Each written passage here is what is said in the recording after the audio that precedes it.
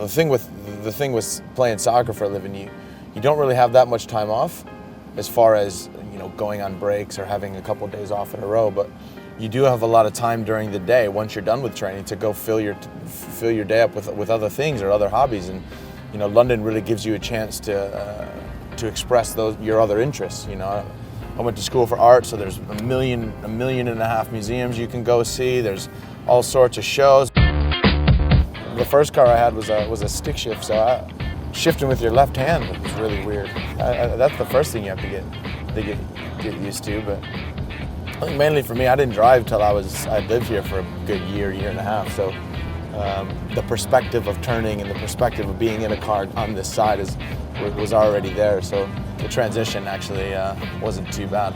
I actually have a harder time driving at home now than I do here. Watford's a club that has a rich history. I mean, everyone that knows soccer over here, knows two things. It's a well-run family club and that Elton John is their number one fan. My first contract was a one-year kind of trial contract, and again, you think of professional athletes being paid all sorts of big money deals and all the rest of that, but I was getting paid a lot less than I would have ever gotten if I would have gone and been a designer with my degree. But for me, it was that first opportunity, and I would have done it for free. And I think when you're on those types of contracts, it's about making the most of your opportunities and making sure that when you do get a chance, and me coming in as a rookie, as somebody that didn't have a lot of experience, it was about trying to get as many opportunities as I could. I came into the game late. I was 24, turning 25 that season, which I did, and that's not young, especially over here, as far as what you look at as a professional. So again, first and foremost, I had to try to catch up to everyone, the 18, 17-year-old kids that had already played at professional clubs for 6-7 years and had already had 20 league appearances as a 22-year-old or something like that. So as a 25-year-old, I had a lot of catching up to do. And then after that first year of, I saved up some money, and then about a year and a half after that, I bought this place. Camden's always been a good fit. It's a bit of an edgy place. It's got the market, so it's kind of cool for shops and things to do and nightlife and good music scene and all the things that I'm kind of interested in. I'd rather have a smaller house in a big city than to live out in the country and more or less be bored.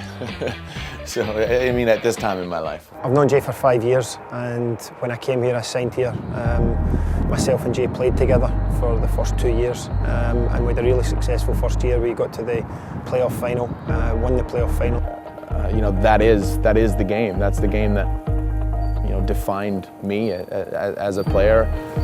It defined my whole career, more or less. Getting promotion to a team like this, a small town club with a good backing. Again, being from Green Bay, it's always kind of reminded me of that. A small town club that kind of seems to punch above its weight, but it's got a good spirit with the fans, and it's got a good it's got a good feeling about it. It's a good family club.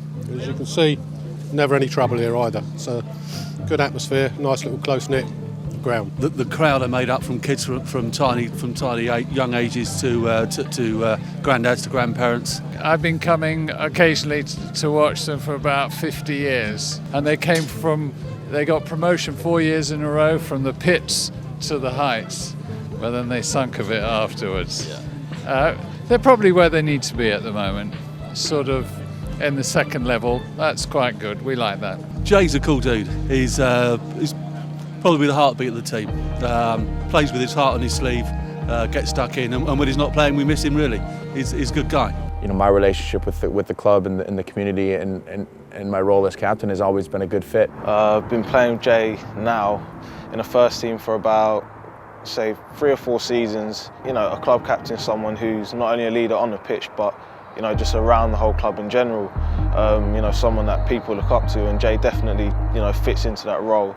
He's great with, talking to coaches and things like that, being a leader on the pitch, and he's great with, the young lads coming through, helping them, bed into the team, definitely did with me, and, just both sides on and off the pitch. You look at his story, and to come from, a local non-league team on trial, to being given a chance at Watford, and 2 years later scoring in the playoff final, and getting his first cap for USA, and going on from strength to strength. It's a different way into football, and it's a real fairy story. Coming down from the Premiership, I had a good season in the Premiership. I'd had my first call up for the national team. I was vice captain during the Premiership season, and it was a lot that I'd worked for. And I also know, for me, it's never always been about the money, and it's never been about, always trying to be the big star, because I've never been that, and that doesn't make me me. And I think being a part of what this club has always fit my personality as an individual as well.